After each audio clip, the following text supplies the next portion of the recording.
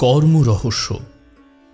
শরীরগত অভাব পূরণ করিয়া অপরকে সাহায্য করা মহৎ কর্ম বটে, কিন্তু অভাব যত অধিক এবং সাহায্য যত সুদূর প্রসারী, উপকারও তত মহত্তর।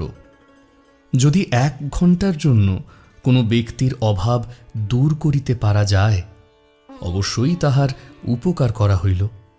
যদি 1 বৎসরের জন্য তাহার অভাব দূর করিতে পারা যায়, তবে তাহা অধিকতর উপকার।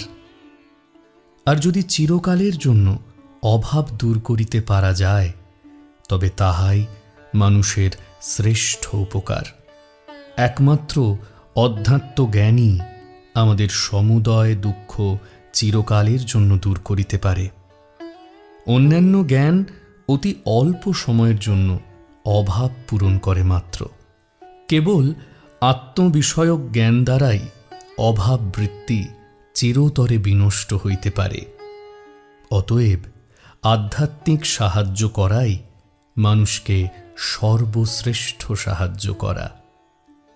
মানুষকে যিনি পরমার্থ জ্ঞান প্রদান করিতে পারেন, তিনিই মানুষের শ্রেষ্ঠ উপকারক।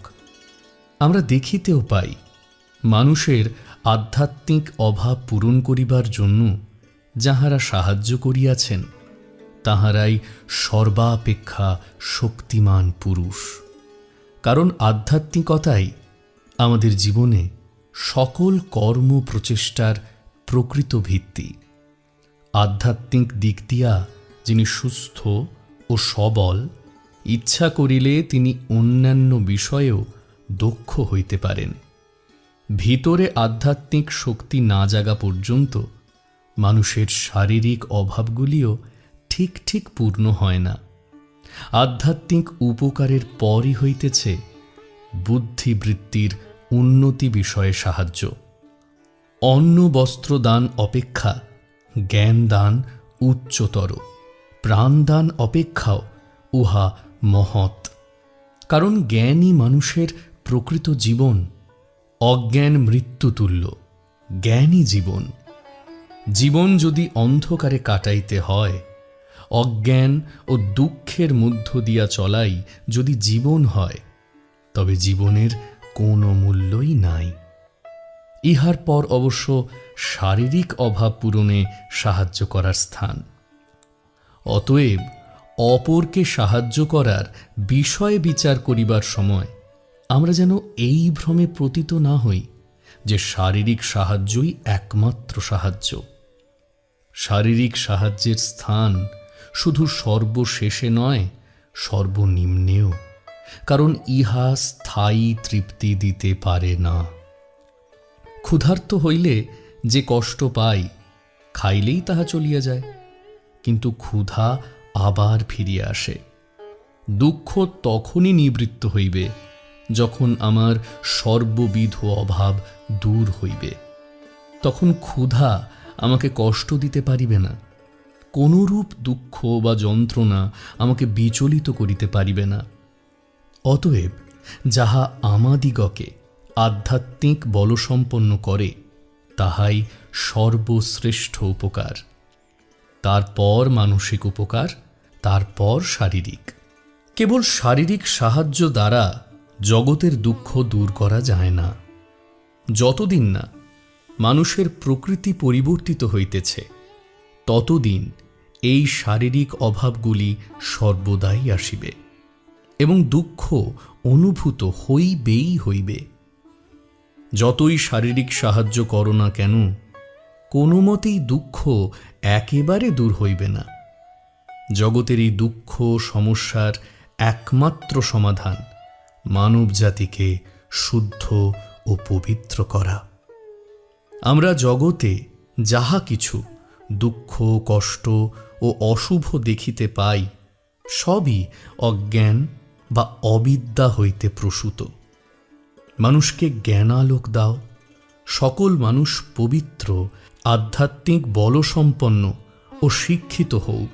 কেবল তখনই জগৎ হইতে দুঃখ নিবৃত্ত হইবে, তাহার পূর্বে নয়। দেশে প্রত্যেকটি গৃহকে আমরা দাতব্য আশ্রমে পরিণত করিতে পারি, হাসপাতালে দেশ ছাইয়া ফেলিতে পারি, কিন্তু যতদিন না মানুষের স্বভাব বদলাইতেছে ততদিন দুঃখ কষ্ট থাকিবেই থাকিবে। গীতায় আমরা পুনঃ পুনঃ পাঠ করি, আমাদিগকে অবিরত কর্ম করিতে হইবে। সকল কর্মই স্বভাবত শুভাশুভ মিশ্রিত। আমরা এমন কোনো কর্ম করিতে পারি না যাহা দ্বারা কোথাও কিছু না কিছু ভালো হয়, আবার এমন কোনো কর্ম হইতে পারে না যাহা হইতে কোথাও না কোথাও কিছু অনিষ্ট হয়। প্রত্যেক কর্মই অপরিহার্যভাবে শুভাশুভ মিশ্রিত। তথাপি শাস্ত্র আমাদিগকে অবিরত কর্ম করিতে বলিতেছেন। শুভাশুভ উভয়ই নিজ নিজ ফল প্রসব করিবে। শুভ কর্মের ফল শুভ, অশুভ কর্মের ফল অশুভ হইবে। কিন্তু এই শুভাশুভ উভয়ই আত্মার বন্ধন। গীতায় ইহার এই মীমাংসা করা হইয়াছে যে যদি আমরা কর্মে আসক্ত না হই তবে কর্ম আমাদের বন্ধন হইতে পারিবে না। এখন কর্মে অনাসক্তি বলিতে কি বুঝায়, আমরা তাহাই বুঝিতে চেষ্টা করিব। গীতার মূল ভাব এই, নিরন্তর কর্ম করো, কিন্তু তাহাতে আসক্ত হইও না। সংস্কার শব্দের প্রায় কাছাকাছি অর্থ সহজাত প্রবণতা। মনকে যদি একটি হ্রদের সহিত তুলনা করা হয় তবে বলা যায় মনের মধ্যে যে কোনো তরঙ্গ উঠে তাহা প্রশমিত হইলেও একেবারে লুপ্ত হয় না, কিন্তু উহা চিত্তের উপর একটি দাগ রাখিয়া যায় এবং সেই তরঙ্গটির পুনরাবির্ভাব সম্ভাবনা থাকে। এই দাগ এবং ওই তরঙ্গের পুনরাবির্ভাবের সম্ভাবনার একত্র নাম সংস্কার। আমরা যে কোনো কর্ম করি, আমাদের প্রত্যেক অঙ্গ সঞ্চালন, আমাদের প্রত্যেক চিন্তা চিত্তের উপর এইরূপ সংস্কার রাখিয়া যায়। যখন সংস্কারগুলি উপরিভাগে থাকে না, তখনও এত প্রবল থাকে যে তাহারা অবচেতন মনে অজ্ঞাতসারে কার্য করিতে থাকে।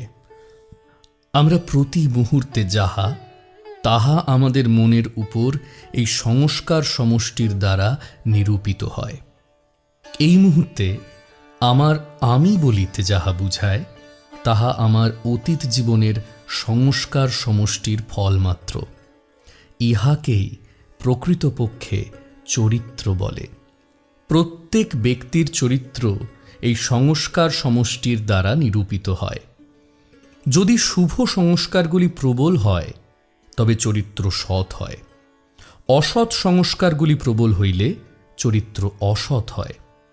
যদি কোনো ব্যক্তি সর্বদা মন্দ কথা শোনে, মন্দ চিন্তা করে, মন্দ কাজ করে, তাহার মন মন্দ সংস্কারে পূর্ণ হইয়া যাইবে এবং ওইগুলি অজ্ঞাতসারে তাহার কর্ম ও চিন্তাকে প্রভাবিত করিবে।